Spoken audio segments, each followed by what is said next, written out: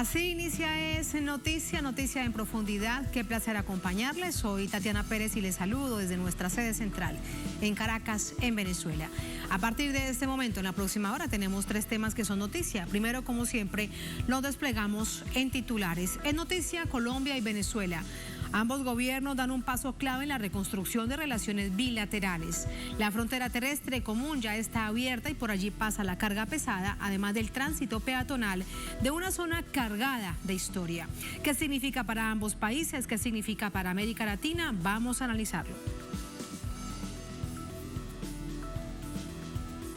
En noticia, Brasil, semana crucial para el futuro del país. El próximo domingo se realizan elecciones presidenciales de Congreso y estadales. Las encuestas mantienen la misma tendencia. Luis Ignacio Lula da Silva en primer lugar, seguido de Jair Bolsonaro. ¿Cuál es la estrategia de las campañas en esta recta final? Vamos a profundizar en ello. En noticia, Cuba, con un 74% de votación y amplia ventaja, el pueblo dijo sí al nuevo Código de Familia, una vanguardista norma que se atempera a los nuevos tiempos. El mismo entra en vigor este martes. Rápidamente les contamos. En noticia, que así comienza. Bienvenidos, bienvenidas. Feliz inicio de semana.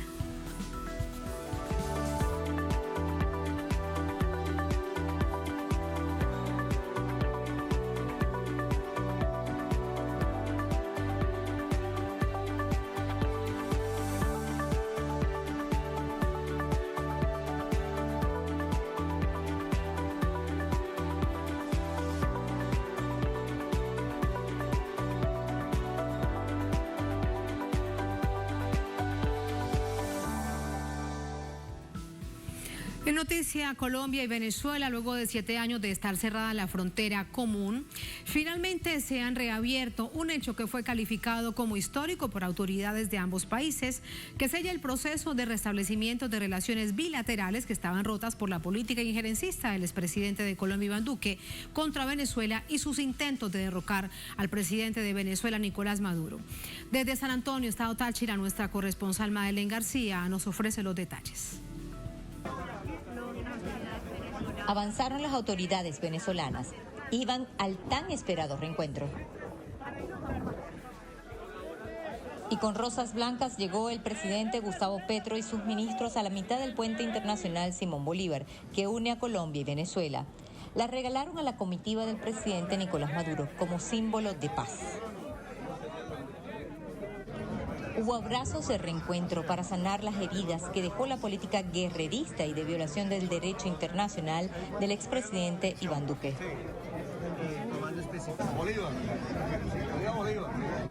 También los militares estrecharon las manos. Comienza una nueva relación de confianza y restablecimiento de comunicaciones. Atrás quedó un capítulo que jamás debió escribirse entre naciones hermanas. Y un apretón de manos da paso a una nueva historia.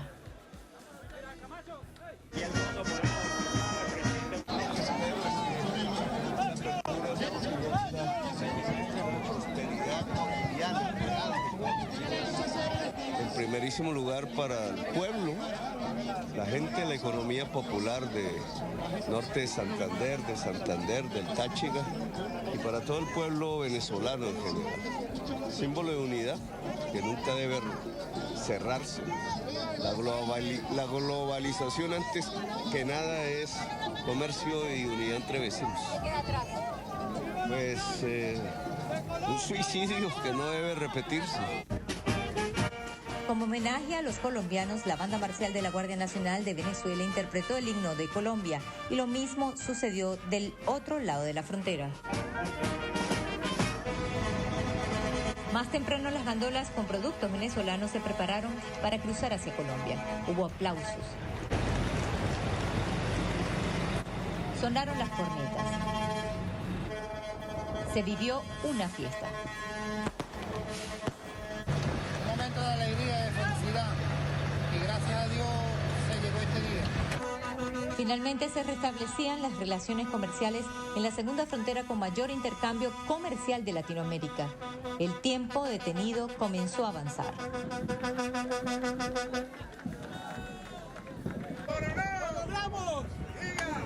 con cruce binacional.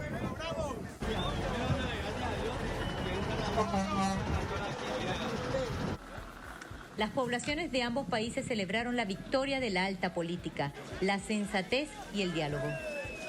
Esto es muy bueno tanto para el comercio de Venezuela como el de aquí de Colombia, de Cúcuta. Y nosotros somos unos países hermanos, porque esto no tenía por qué pasar. Es cuestión de política a veces, entonces, pero está muy bueno. Queda atrás lo que no tenemos que recordar. No debemos recordar eso que ya pasó. Todo lo que venga, que es nuevo, eso es el presente, eso es lo bueno que viene. Y más para atrás, que todo lo bueno que venga, lo estamos esperando. ¿Qué sientes con esta reapertura oficial de la frontera? Un nuevo inicio, unas nuevas comunicaciones, el reencuentro. Queda mucho por hacer y reconstruir, apenas este es el inicio. Una actividad llena de amor, una actividad llena de alegría, llena de fraternidad, así lo sentimos cuando nos dimos nuestros abrazos de cariño, de amor, y se le transmitió a la comitiva de la República de Colombia nuestro afecto, nuestro cariño, nuestro amor por el pueblo colombiano. ¡Viva Colombia! ¡Viva Colombia! Mientras tanto se levantan las banderas de la paz y la hermandad. ¡Viva, hermanos! ¡Siempre juntos! Madeleine García, Telesur, Estado Táchira, Venezuela. Así vamos a entrar con el análisis. Para ello nos acompaña Martín Pulgar, politólogo, máster en filosofía de la guerra, es analista político, nos acompaña desde Caracas, en Venezuela. Martín, buenas noches, bienvenido, ¿cómo está? Buenas noches, muchas gracias por la oportunidad que me das de conversar este tema tan importante para ambos países. Muchas gracias. Desde Colombia nos acompaña Socorro Ramírez, profesora emérita en la Universidad Nacional de Colombia, miembro de la Red Puentes Ciudadanos Colombia-Venezuela, nos acompaña desde Cartagena. Socorro, bienvenida, muy buenas noches. Muy buenas noches. Gracias a ambos por acompañarnos. Primero, conocer su percepción de manera muy personal acerca de lo que ha sucedido hoy. Estamos hablando de la apertura de los 3 puentes fronterizos de una manera ya totalmente organizada, legal, para beneficio de 80 millones de personas, 50 del lado colombiano, 30 del lado venezolano. Socorro, tu opinión. Bueno, celebro mucho que por fin, luego de 7 años con muy dañinos efectos para ambos lados, por fin haya comenzado el proceso de reapertura de los pasos fronterizos formales. Yo preferiría llamarlo de esa manera porque los gobiernos centrales ven la frontera como si fuera una cremallera cuya orden creen que cierra, y lo que hacen es cerrar los 8 pasos formales a lo largo de 2.219 kilómetros de línea limítrofe. Pero el efecto para 2 países tan estrechamente integrados es sumamente dañino, como lo hemos visto en estos 7 años. Así mismo es, Martín, tu opinión. Sí, bueno, cabalgando un poco sobre la idea de la doctora, ciertamente que es un gravísimo error haber conflictuado Venezuela y Colombia en la forma que se generaron a partir de esa instrumentación de buena parte del gobierno de Duque y previos inclusive contra Venezuela en función de los intereses de Estados Unidos contra Venezuela y en América Latina. Gracias a Dios se está dando estos símbolos de apertura, de volver a sentarnos, a vernos la cara, a vernos los ojos y poder reconstruir una relación que jamás debió haberse roto, que jamás debió haberse distanciado como se distanciaron, porque nuestros pueblos son pueblos integrados de alguna manera con una economía complementaria, que uno necesita a la otra, son 2 manos que se lavan y se estrechan, y de alguna manera volvemos a reconstruir una situación de lo que nunca debimos haber salido, que es una integración de hermanos de 2 pueblos integrados y únicos. Uno de los temas centrales, quiero conocer la opinión de ambos, de lado y lado de la frontera. La apuesta por volver a los mejores momentos de la conectividad comercial. Estamos en los puntos más bajos de lo que era la integración económica, comercial y financiera, muy distante de 2008, que llegó a más de 7.000 millones de dólares. El ministro de Comercio de Colombia decía que para este año por lo menos tratar de llegar a 1.200 millones y al cabo de 4 años, al final del gobierno del presidente Gustavo Petro, a 4.000 millones de dólares. Esto plantea un gran desafío. Socorro, ¿cómo lograr que ese desafío se convierta en una realidad? Bueno, la integración exitosa de Venezuela y de Colombia durante muchos años generó empleos, dinámicas institucionales, benefició a muchísimos sectores a ambos lados de la frontera. Y a eso ayudó, entre otras cosas, el que los dos países hicieran parte de la integración andina.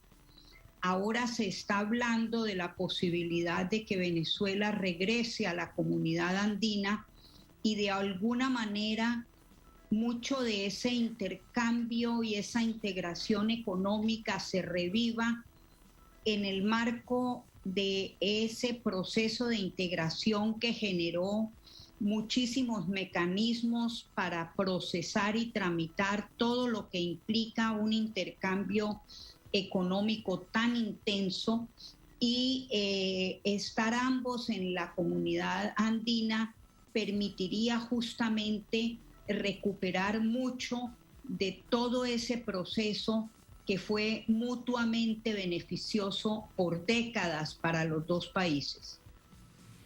Martín, adelante. Sí, mira, yo creo que buena parte de la reconstrucción de la economía venezolana y colombiana tiene que ver con esos vínculos que existieron de alguna manera con la integración en la comunidad andina. Eso es muy cierto. Inclusive Colombia, cuando ve hacia Estados Unidos, firma los tratados de libre comercio que ahora han sido cuestionados por el presidente Petro porque no dieron los beneficios que se prometieron para Colombia, fueron también los elementos de ruptura de Venezuela con Colombia, que se plantearon que esas libre comercio con Estados Unidos habría de alguna manera una puerta trasera para que productos estadounidenses o no necesariamente colombianos entraran al mercado venezolano para invadirlo. Y Venezuela de alguna manera volteó sus ojos hacia el Mercosur. Creo que en este momento ambos procesos de integración muy debilitados, tanto Mercosur como la comunidad andina, ahora debemos reconstruir esos procesos de integración y Venezuela podría perfectamente, tal cual como ahorita lo hace Bolivia, que pertenece a ambos instrumentos de integración. Creo que para Venezuela es importante la comunidad andina y también es importante tratar de retomar todo lo que significa el Mercosur. Ahora se abren ventanas de negociación para eso y creo que tanto la economía colombiana, que ve que esos tratados de libre comercio con Estados Unidos no dieron todos los beneficios, Venezuela y las necesidades de Venezuela y las necesidades industriales también que Venezuela puede exportar hacia Colombia, nos permiten reconstruir esos años dorados que de alguna manera tuvimos en años anteriores, fundamentalmente la década del 2000 hasta el 2008 aproximadamente. Sí. Aquí un punto central que has planteado, Martín, me quedo contigo para plantearlo. Ya después de todo lo que ha sufrido el pueblo y gobierno de Venezuela, un bloqueo criminal, después de no más de 913 sanciones que bien recordaba, ilegales que recordaba el presidente Maduro este fin de semana, en esta carta a la humanidad, Venezuela ha sido otra, porque el 80% de la producción que se consume en el país es de origen nacional. Es otra Venezuela, necesita otras cosas, por supuesto será en muchas, pero es distinto este momento que vive Venezuela. ¿Cuál es tu análisis al respecto? Sí, de alguna manera la economía venezolana, bueno, con las presiones del aislamiento en que fuimos sometidos y de alguna manera estas sanciones brutales y criminales nos hizo también entender algunas cosas en lo industrial.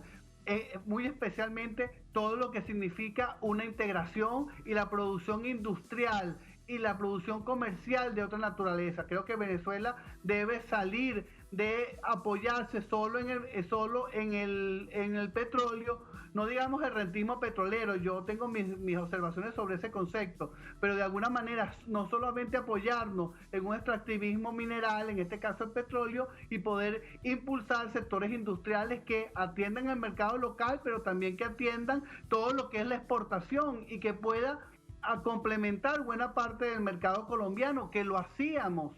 Nosotros teníamos una importante venta de productos que Colombia necesitaba y viceversa. Y creo que eso debemos retomarlo y que no fue posible en el caso de Colombia que lo sustituyera el mercado estadounidense, y en el caso de nosotros el aislamiento ha permitido que de un incipiente proceso de industrialización a partir de las sanciones pueda funcionar o podamos proyectarnos con ese espacio de industrialización y para exportar. Socorro, hay a nivel interno, desde una perspectiva política, te lo pregunto, una gran expectativa por este relanzamiento de relaciones, hoy por un hecho concreto, la reapertura de la frontera y por los pasos binacionales, todo lo que esto significa además en términos históricos.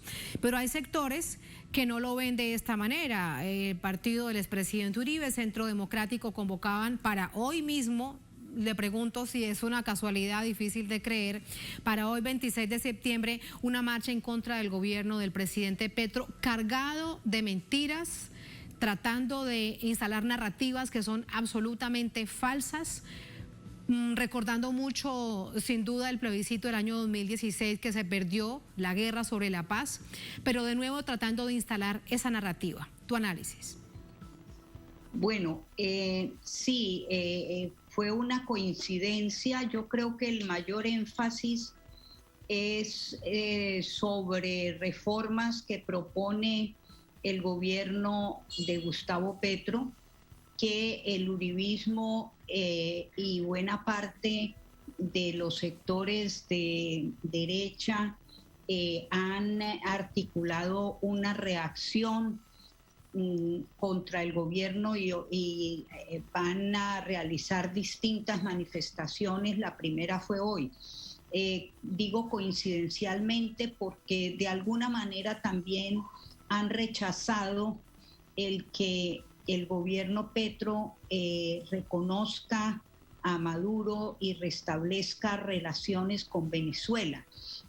Aunque la marcha explícitamente no era contra eso, sin embargo, ese movimiento ha venido rechazando esta iniciativa, sin tomar en consideración que la ruptura de relaciones no es simplemente un asunto de los gobiernos centrales, sino que afecta a millones de personas de los dos países que han tenido muy fuertes articulaciones mutuamente ventajosas.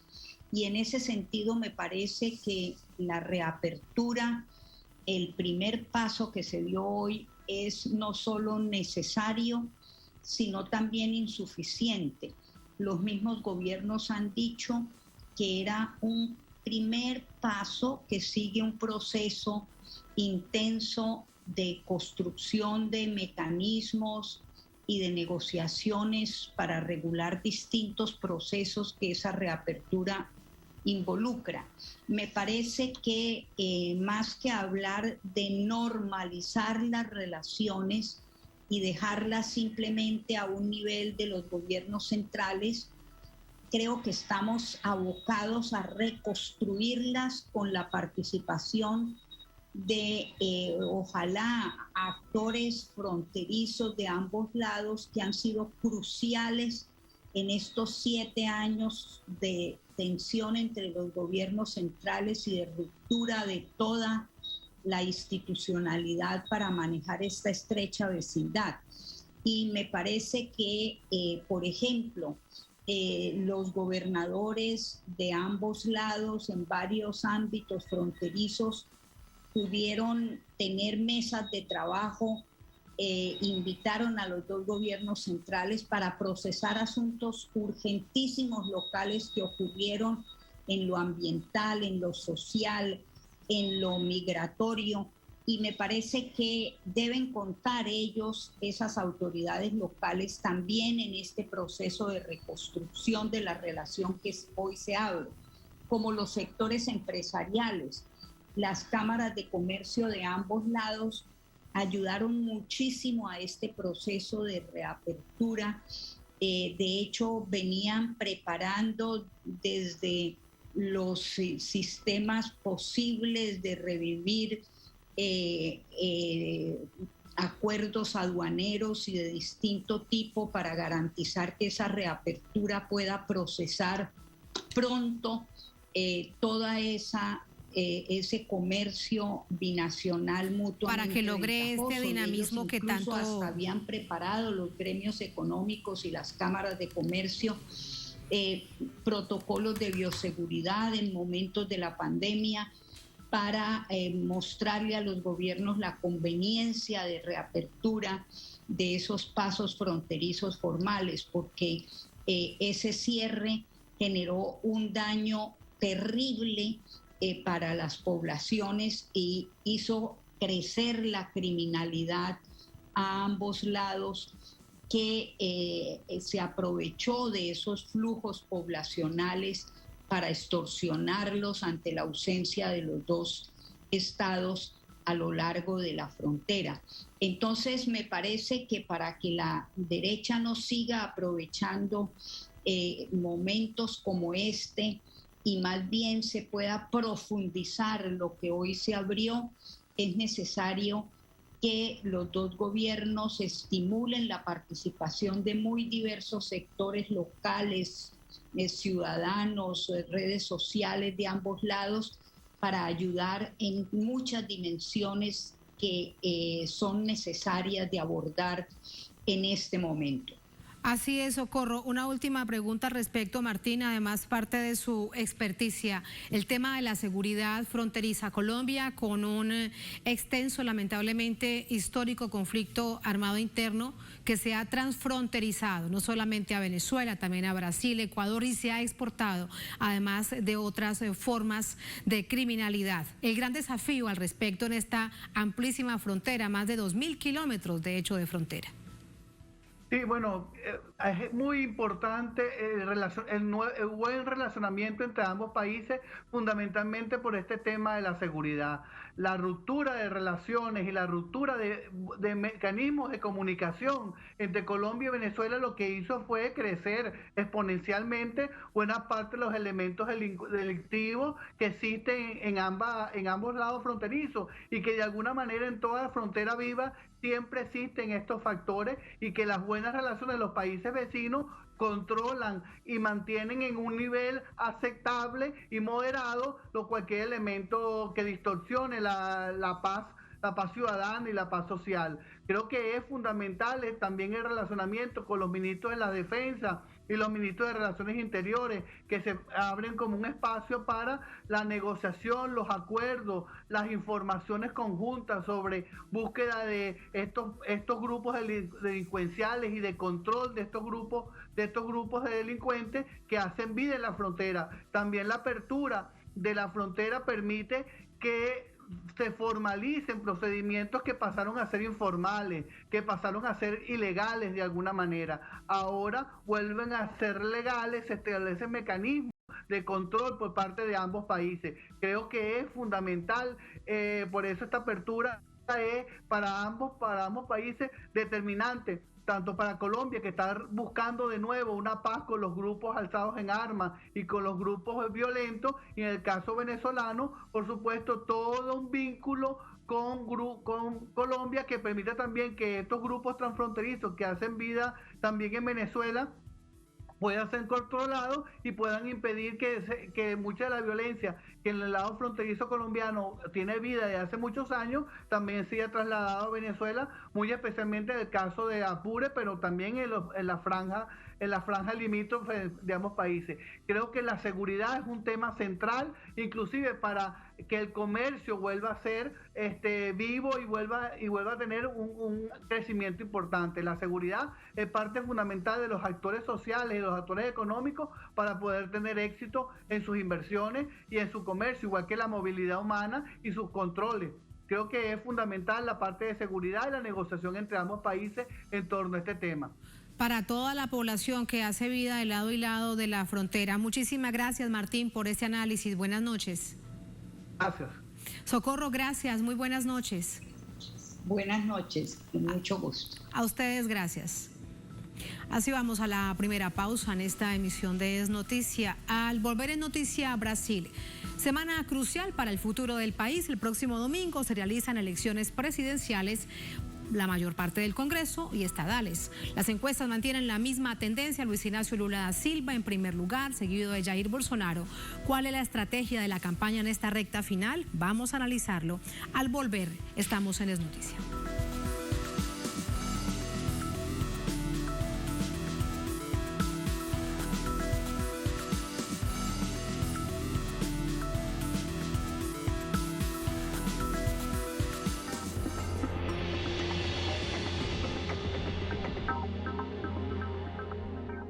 Somos un multimedio comunicacional en constante innovación.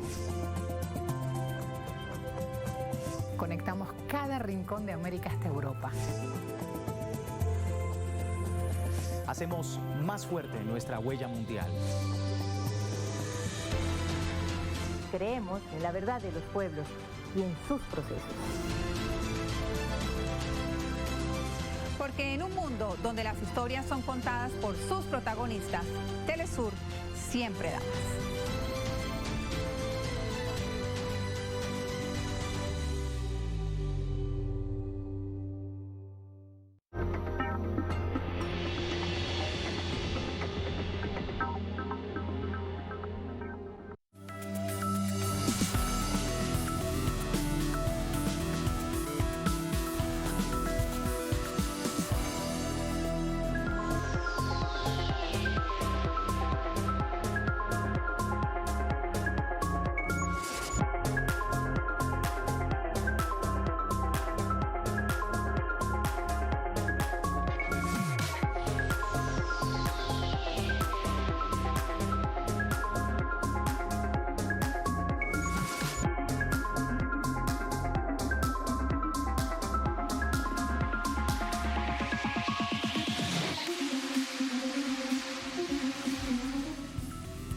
En Noticia Brasil, el próximo domingo 2 de octubre, el país decide su próximo presidente y nuestro equipo desde el gigante sudamericano nos cuenta quiénes participan en la carrera por la presidencia.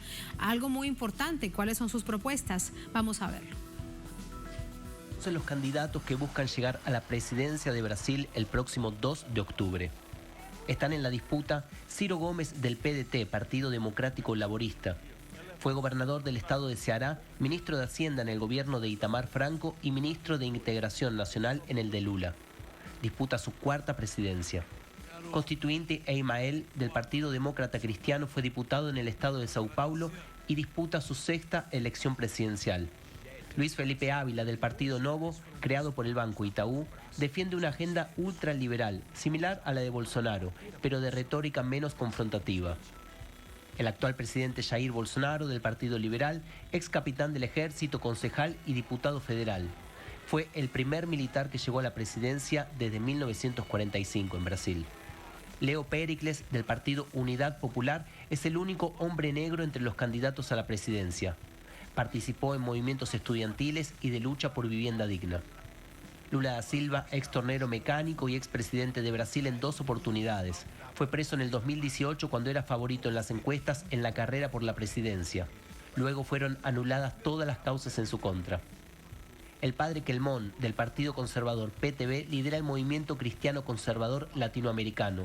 Actúa como ala auxiliar de Bolsonaro en los debates. Simone Tebet, candidata del MDB de Temer, y Fernando Enrique Cardoso, lideró la primera bancada femenina del Senado y se destacó en la investigación contra el gobierno por omisión durante la pandemia. Está ligada al agronegocio y vinculada a conflictos con indígenas. La economista y profesora Sofía Manzano del Partido Comunista Brasileño cuenta con trayectoria en el movimiento sindical de profesores, donde lideró las huelgas del 2013. La ex bolsonarista Soraya Trocnik, de Unión Brasil, hoy es crítica del presidente, pero comparte sus pautas de extrema derecha y es lobista del agronegocio en el Congreso. Por último, la socióloga Vera Lucia, del Partido Socialista de los Trabajadores Unificados, PSTU, cuenta con trayectoria sindical y es la única mujer negra en la disputa. El número de candidatos se redujo con el correr de las alianzas en torno a la fórmula de Lula y Alckmin, hoy favorita con amplia ventaja en las encuestas y con chances de definir la elección en primera vuelta. Lo cierto es que Lula dividió la burguesía y parte de ella está apoyando a Lula. 90% de la clase media está con Lula y la amplia mayoría de la clase trabajadora a través de los sindicatos de los partidos está con Lula. Entonces la correlación de fuerzas está completamente definida pro Lula. Entonces ahora el voto es solo una cuestión de tiempo y de detalle.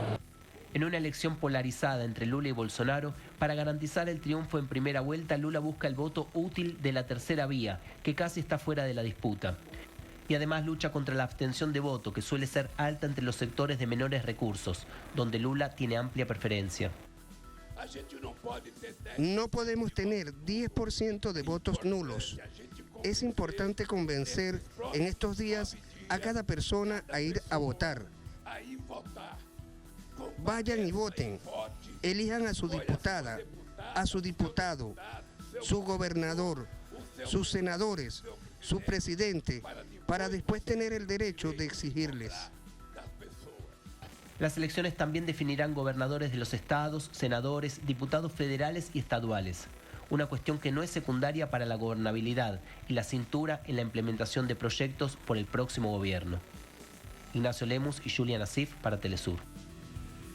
Vamos a entrar así con el análisis. Para ello nos acompaña nuestro compañero de labores desde Brasilia, Beto Almeida, con su invitado a su lado, Roberto Goulart, profesor en la Maestría de Relaciones Internacionales en la Universidad de Brasilia. Durante toda esta semana tendremos la posibilidad de escuchar diversos análisis en torno a lo que significan estas elecciones cruciales para Brasil, para nuestra América Latina, con Beto y sus analistas. Hola Beto, un placer saludarte. Adelante, muy buenas noches. Muy buenas noches, Tatiana Pérez, buenas noches a toda la audiencia, un gusto saludarles también. Estamos aquí con un invitado muy especial que nos permitirá conocer bastante del significado de estas elecciones generales de Brasil para el conjunto de América Latina. Profesor Roberto Goulart, que es de Relaciones Internacionales de la Universidad de Brasilia y coordena el Núcleo de Estudos Latinoamericanos. Muy buenas noches, profesor.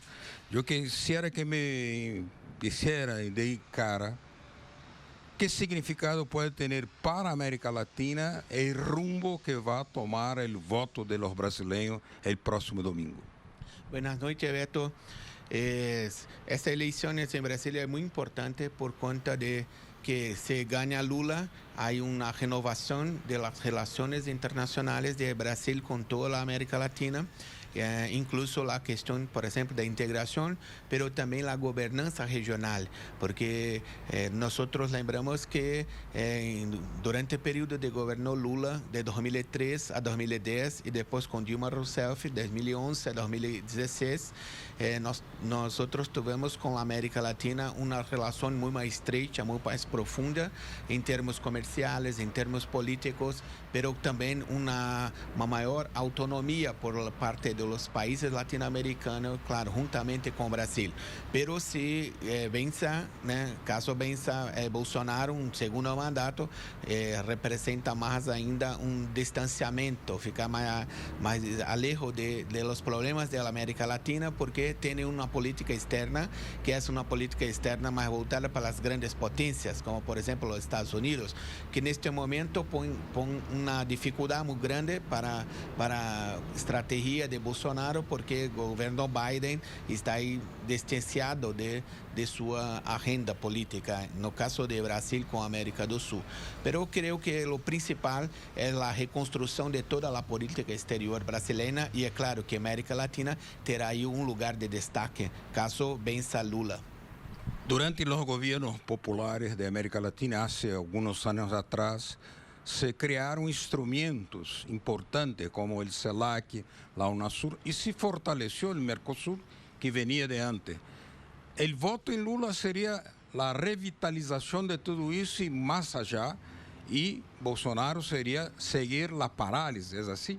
Sí, con Lula creo que sin duda, no hay duda que la América Latina tendrá con Brasil una agenda muy activa, y esta agenda creo que en tres frentes. La primera es el caso de la gobernanza regional, que es la tentativa de la América Latina buscar soluciones para sus problemas y cada vez con menos participación, creo, de Estados Unidos en la región. Lo segundo es el papel de las chinos, de la China en la América Latina, que ven creciendo desde 2008, luego pues la crisis internacional. Entonces, esta también es una otra agenda, creo que más intensa do que actualmente, do que en el periodo de gobierno Lula, 2003 a 2010. Entonces, y el tercer punto principal es exactamente la integración económica, no solamente do punto de vista comercial, mas una integración que fortalece también los lazos políticos, vínculos políticos de la América do Sul, pero que también con los países de América Central y el Caribe. Entonces, creo que con el gobierno Lula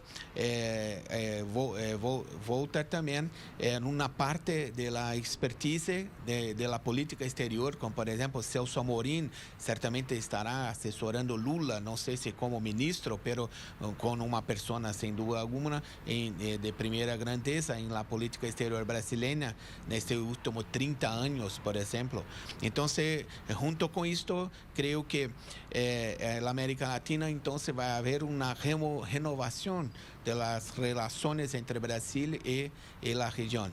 Y con el caso de Bolsonaro, creo que la situación se va a tornarse peor, porque lembrar que es importante recordar que en el caso de Venezuela, por ejemplo, el gobierno Bolsonaro llegó incluso a flertar con los Estados Unidos de una posibilidad de invasión militar, ¿sí? Que fue después contornada.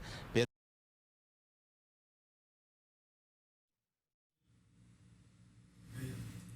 hemos perdido la comunicación con nuestro set en Brasilia, la capital del gigante sudamericano, con nuestro compañero de labores Beto Almeida, con su invitado, el profesor Roberto Goulart, en la maestría de Relaciones Internacionales en la Universidad de Brasilia.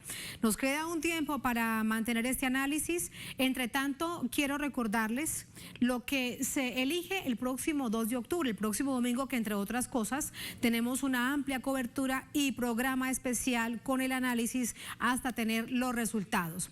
Pero ¿qué dicen las encuestas? Recuerden que además hasta el próximo sábado pueden presentarse, así lo permite la autoridad electoral en este país suramericano. ¿Y qué hacen además en las últimas horas los candidatos que van en los primeros lugares? Luis Ignacio Lula da Silva y el presidente Jair Bolsonaro, que le apuesta a la reelección. Vamos a verlo.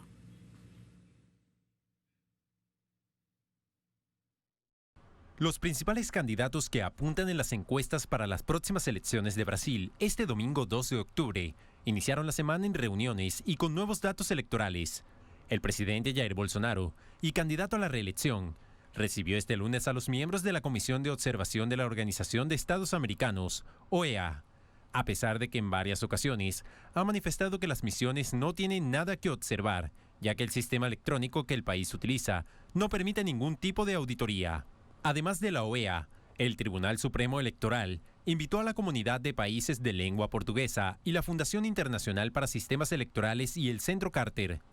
Por su parte, el candidato por el Partido de los Trabajadores, Luis Ignacio Lula da Silva, participó este lunes en Sao Paulo en un encuentro con artistas e intelectuales, una estrategia que busca llegar al voto joven e indeciso que pueda estar rezagado en esta última semana de campaña.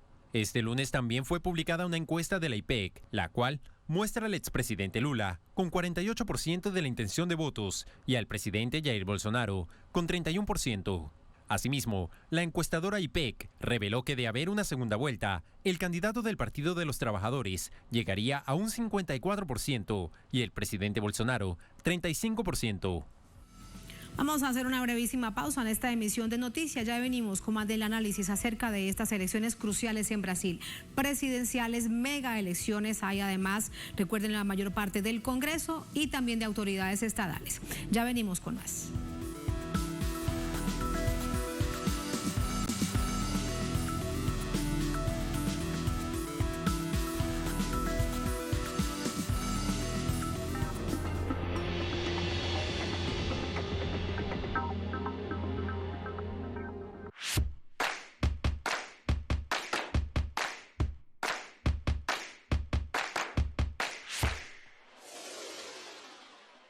Llama a tu proveedor de cable, sintoniza la señal de los pueblos del mundo en HD. Las noticias no se detienen y nuestro avance tecnológico tampoco. Por eso cambiamos a los satélites IS-34 y IS-14 para seguir junto a vos en español y en inglés. Porque Telesur siempre da más.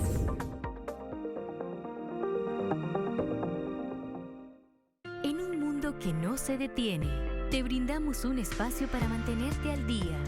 Toma un momento, respira y cuida de tu salud física y mental. Equilibra tu bienestar y guía tu cuerpo.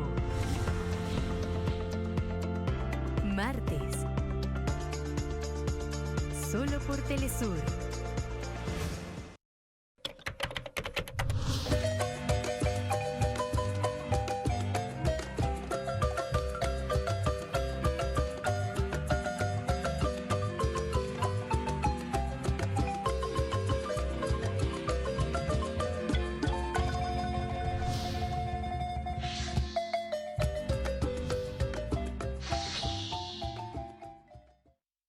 ¿Qué tal? Sean todos muy bienvenidos a Vidas.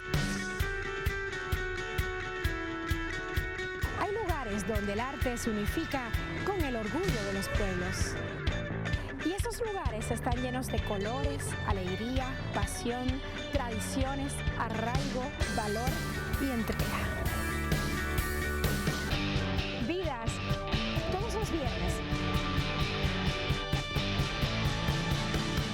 Solo por Telesur.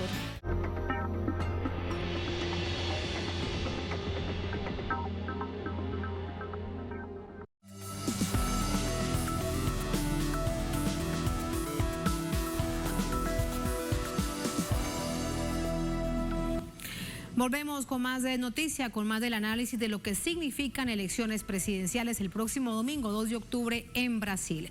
Vamos hasta Brasilia con Beto Almeida y nuestro set. Les decía que nos acompañará durante toda esta semana en nuestro Noticia de Telesur. Beto, adelante.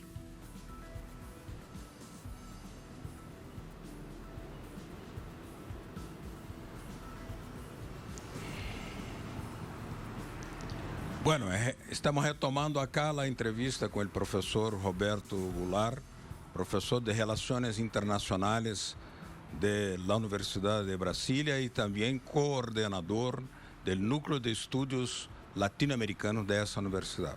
Profesor, estamos hablando de la construcción de instrumentos, porque no se puede hablar de integración en el aire.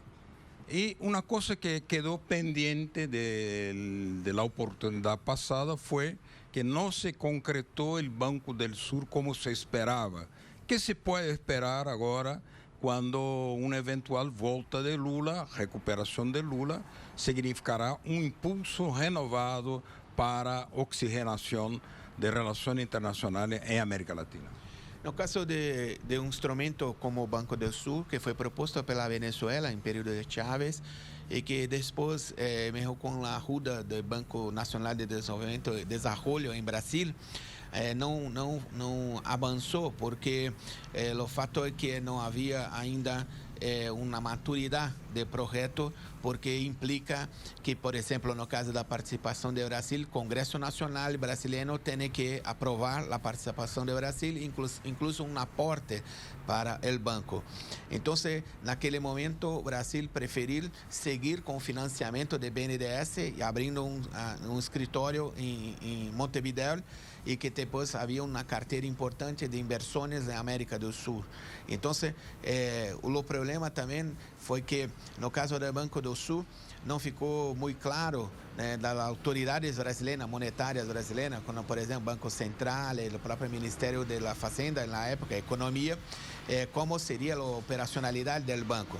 Creio que agora, com o Banco de BRICS, também como avançou bastante, talvez sirva também como um modelo para que o Banco do Sul não seja apresentado para os países da região ou compreendido por algum deles como um contraponto ao Banco Mundial, por exemplo. Então, creio que a experiência do Banco dos BRICS mostrou-se fundamental, porque um dos pontos principais neste instrumento, né, do Banco dos BRICS é que os países individualmente, tirando a China, com exceção de los chinos, não conseguem buscar plata em outros países ou em sistema financeiro internacional a um valor menor, né, busca menor do que se fosse individual por cada país. Então, o Banco do Sul, creio que teria que ser recolocado sua importância, pero também agora com essa experiência de Banco dos BRICS e com um banco BNDES em Brasil renovado, creio que pode também ter um papel fundamental, importante para o financiamento, assim como o Funplata, né, assim como a CAF, a Comunidade Andina de Fomento, ou seja, complementando a possibilidade de inversões em la infraestrutura da América do Sul, América Latina, pero também como a possibilidade de outras inversões para além da infraestrutura, como, por exemplo, a inversão em ciência e tecnologia e assim por diante. Perfeito.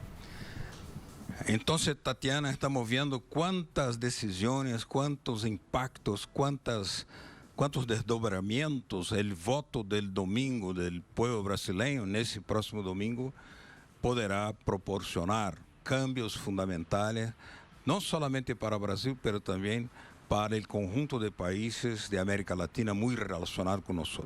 Queríamos agradecer a presença do professor Roberto Goulart, da Universidade de Brasília, e te passo outra vez com boa noite, saludo por tu trabalho. Gracias. Gracias, Beto. Gracias a tu invitado. Nos encontramos mañana, aquí mismo en Es Noticia de Telesur. Gracias, Beto. Así vamos a la última pausa en esta emisión de Es Noticia. Al volver en Noticia Cuba, con un 74% de votación, amplia ventaja, el pueblo dijo sí al nuevo Código de Familia, una vanguardista norma que se atempera a los nuevos tiempos. El mismo entra en vigor este mismo martes. Les contamos al volver en Es Noticia.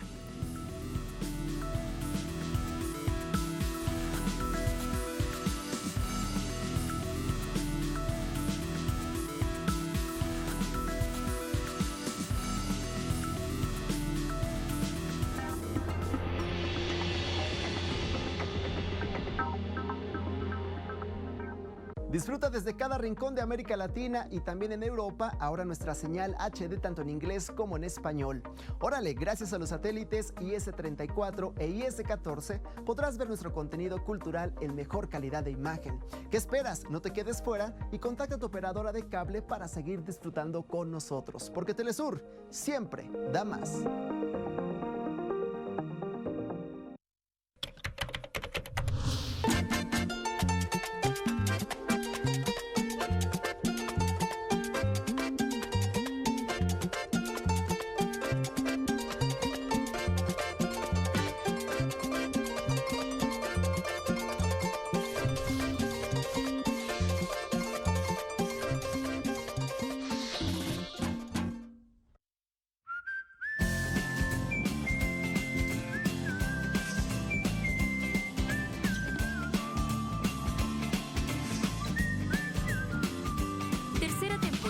desde Venezuela de Sesiones Vagabundas.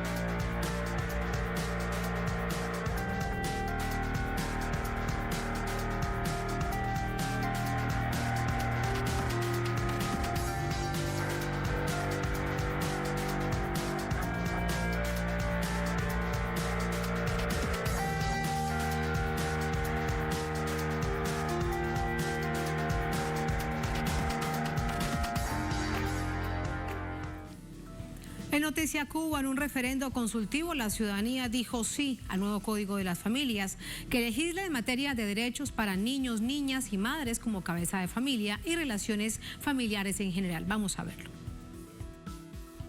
De los más de 6,25 millones de electores que acudieron a las urnas este domingo, el 66,87% aprobó el marco legal que desde ahora regirá sus relaciones familiares. Esos casi 4 millones de electores respondieron con el sí ante una única interrogante. ¿Está usted de acuerdo con el Código de las Familias? Mientras que apenas 1,95 millones votaron en contra. La aprobación del nuevo marco legal, que sustituye al anterior de 1975, llega para marcar el nuevo rumbo de la isla hacia una sociedad más empática e inclusiva en el marco de la Carta Política. Es doblemente relevante para mí poder ejercer mi derecho al voto por primera vez y hacerlo entonces por un código de la familia que realmente es una cosa maravillosa para el pueblo. Un código de futuro sobre todo, eso no es un código para nosotros hoy solamente, que vamos a tener el enorme reto de aprobarlo y además de comenzar los pasos en su implementación. Esto va a ser un código que quienes lo van a disfrutar a plenitud van a ser las próximas generaciones que ya van a ver la transformación real en nuestra sociedad. El texto, compuesto por 11 títulos y 474 artículos, establece la solidaridad y el afecto como los ejes en los que se basan las relaciones familiares y concibe a la familia como una unión de personas vinculadas por lazos afectivos, sentimentales y psicológicos, sin distinción de género. En este sentido, el nuevo Código de las Familias legaliza las uniones de hecho afectivas, convirtiéndose en el país número 34 en el que de manera parcial o total protegerá a las familias homoparentales. Además, se amplían los derechos al colectivo LGBTIQ+. Se contempla la posibilidad de que parejas del mismo sexo adopten niños y la gestación solidaria o subrogada sin fines de lucro. La legislación apoya a la mujer como responsable de las tareas de cuidado en la mayoría de las familias y se dispone el valor económico del trabajo en el hogar, así como la protección económica a quienes se dedican a esta labor. También abre vías para penalizar a los agresores domésticos, protege la comunicación entre los menores y sus abuelos en caso de divorcio e incorpora legalmente a madrastras y padrastros como tutores. Son algunos de los puntos que aborda una legislación innovadora en materia de derechos humanos e inclusión en el continente. ¿Y qué ha pasado después de que se han conocido estos resultados que se entregaban temprano hoy en la mañana en La Habana por parte de la autoridad electoral? ¿Y qué viene ahora? Le preguntamos a nuestra corresponsal allá en La Habana, Lisandra Andrés. Hola Lisandra, adelante, muy buenas noches.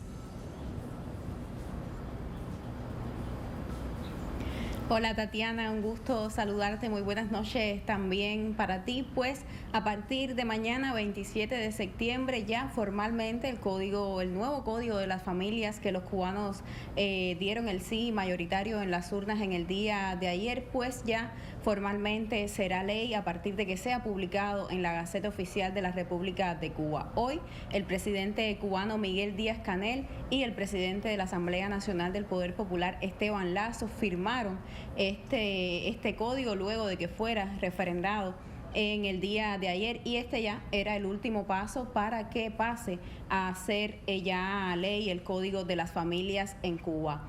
A partir de ahora, pues viene un proceso en los próximos días, en las próximas semanas, por parte de otros ministerios e instituciones que también deberán establecer otras regulaciones, otras disposiciones para complementar todo lo que está recogido dentro del Código de las Familias. Por ejemplo, el ministro de Justicia, Oscar Silvera, decía en esta jornada que ahora, por ejemplo, el Ministerio de Salud Pública tendrá un plazo de 30 días para establecer las condiciones en las que se va a realizar, por ejemplo, la gestación solidaria, la reproducción asistida, para aquellas personas que quieran optar por estas técnicas a la hora de formar una familia, personas que biológicamente o por determinadas razones están imposibilitados de tener una familia, y esta nueva ley que se aprobó en Cuba les da ese derecho. Le tocará también al Ministerio de Justicia establecer otras disposiciones para otros puntos, otros artículos que están establecidos en este Código de Familia, y comienza un amplio proceso para el país para ejecutar este código, y un amplio proceso también de capacitación para los juristas y otras personas que serán los encargados de llevar esta ley directamente hasta el pueblo, que las personas conozcan realmente de qué van todos estos derechos que les han sido otorgados. Hay mucha expectativa, mucha alegría también en toda Cuba cuando se conocieron estos resultados, que aunque no son los resultados finales, pues sí, ya son irreversibles, ya el código es ley. Los cubanos así lo quisimos con este voto en las urnas. Es la primera vez que se somete una ley a referendo popular en el país, y es precisamente el Código de las Familias por el carácter inclusivo que tiene y porque también toca de una manera u otra a todos los cubanos. El presidente Miguel Díaz-Canel decía hoy que no solamente ganó Cuba, que no solamente ganó el pueblo cubano con este sí al Código de las Familias en las urnas, sino que también ganó el amor, la solidaridad y los derechos de cientos de familias cubanas que durante años estuvieron esperando porque una ley de este tipo reconociera ante la sociedad todos sus derechos y les otorgara también todos estos derechos ante la sociedad, los pusiera a estos grupos minoritarios en igualdad de condiciones que al resto de los cubanos. Y pues esto lo que sucedió ayer en las urnas, y pues ahora comienza un largo camino, han asegurado los expertos, para llevar a la práctica todos estos derechos, todos estos afectos y todas estas formas de reconocimiento familiar que reconoció el nuevo Código de las Familias. Muchísimas gracias, Lisandra. Entonces, desde mañana ya está listo para que entre en todo el sistema, en la sociedad cubana. Este martes, entonces, ya pues listo para ello. Pendientes, además, a partir de mañana también cómo se recibe aquellos y aquellas que decidan realizar a través de todos los sistemas jurídicos, por ejemplo, pues este nuevo proceso en función de lo que decidan. Muchísimas gracias, Lisandra. Buenas noches.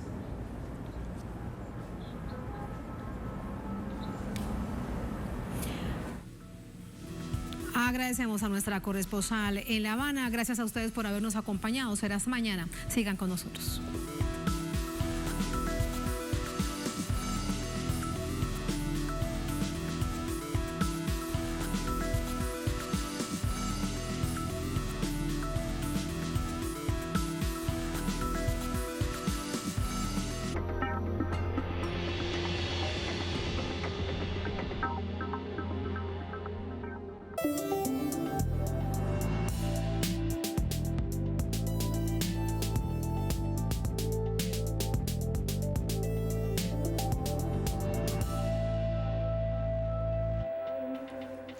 Bienvenidos y bienvenidas a Enclave Política. Quedan pocos días para que Brasil escoja la continuación del desastre del gobierno de Jair Bolsonaro o recuperar con Lula da Silva lo que significó un gobierno popular y al servicio de la democracia en su más amplio sentido y sobre todo en su significado más profundo.